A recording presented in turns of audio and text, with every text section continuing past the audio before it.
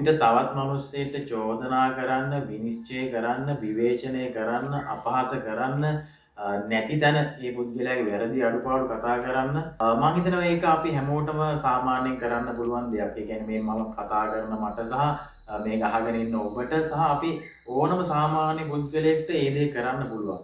නමුත් එහෙම නොකර ඉන්න සහ මිනිස්සෙක්ව අගය කරලා කතා කරන්න, මිනිස්සෙක්ට උදව්වක් කරන්න අපිට කොච්චර අමාරුයිද සහ අපි ඒකට කොච්චර වෙහෙසක් ගන්න ඕනේද? මම හිතුවා මේ ගැන පොඩ්ඩක් කතා කරත් හොඳයි කියලා. මේ ජීවිතයේ ගැඹුර සොයා යන තවත් සරල කතා බහක් Deepness with Simple Talk. තෙරේසා මෞතුමිය මෙන්න මේ වගේ කතාවක් කියනවා. If you judge people, you have no time to love them.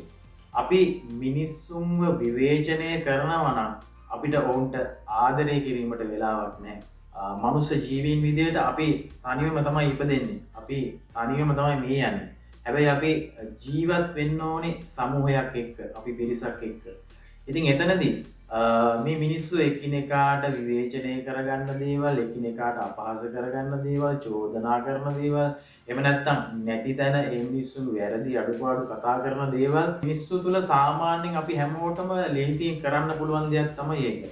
හැබැයි තවත් මිනිස්සෙක්ට ආදරය කරනවා කියන එක, තවත් මිනිස්සෙක්ව අගය කරන එක, තවත් මිනිස්සෙක් පිළිගන්න එක, තවත් මිනිස්සෙක්ට ගෞරව කරන එක මිනිස්සුන්ට සෑහෙන අභියෝගයක් බවට පත් වෙලා තියෙනවා.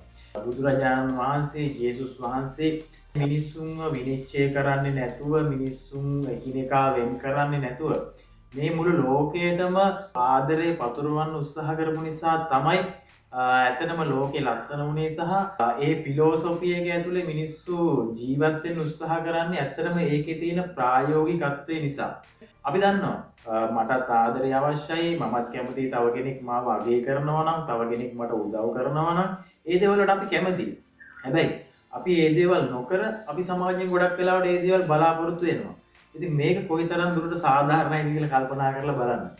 මනුස්සයෙක්ට කොන්දේසි විරහිතව ආදරය කරන එක, මනුස්සයෙක්ට උදව් කරන එක, මනුස්සයෙක්ව අගය කරලා කතා කරන එක, ගෞරව කරන එක අපිට අභියෝගයක් තමයි. හැබැයි ඒක මනුස්ස ජීවීන් විදිහට අපි හැමෝටම අවශ්‍ය දෙයක්. ඉතින් තෙරේසා මෞතුමිය මේ කියන කතාව අපි මිනිස්සුන්ව විනිශ්චය කරනවා නම් ඇත්තටම අපිට ඔවුන්ට ආදරය කරන්න වෙලාවක් නැති වෙනවා. ආදරය කියන එක තමයි මිනිස්සුන්ව වෙනස් කරන්නේ සහ මිනිස්සුන්ව ධනාත්මක විදිහට ඉස්සරහට ගෙනියන්නේ මේ ආදරය. ඉතින් බුදුරජාණන් වහන්සේ කොන්දේසි විරහිතව මිනිස්සුන්ට ආදරය කරපු නිසා තමයි මේ ලෝකයාටම යහමඟ පෙන්වා දෙන්න උත්සාහ කළේ. ජේසුස් වහන්සේ මේ මුළු ලෝකයාටම ආදරය කරපු නිසා තමයි හැමෝටම මෙන්න මේක තමයි නිවැරදි මාර්ගය කියලා පෙන්වා දීමට උත්සාහ කරේ. මේ ලෝකේ සෑම මිනිසෙක්ම සර්ව සම්පූර්ණ නැහැ. අපි හැමෝගෙම වැරදි අඩුපාඩු තියෙනවා. මිනිස්සුන්ව විනිශ්චය කරන එකෙන් එහාට ගිහිල්ලා මිනිස්සුන්ට ආදරය කිරීම කියන එක තමන්ගේ ජීවිතේට එකතු කරගෙන බලන්න. ඒකේ වෙනස තමන් අත්විඳලා බලන්න. එතකොට ඒකේ සැබෑම ධනාත්මක හැඟීම, සැබෑම සුභවාදී බලපෑම තමන්ගේ ජීවිතයට දැනෙන්න පටන් ගන්නවා. ඉතින් මේ සම්බන්ධව ඔබගේ අදහස් මොන හරි තියෙනවා නම් පහලින් කමෙන්ට් එකක් දාන්න.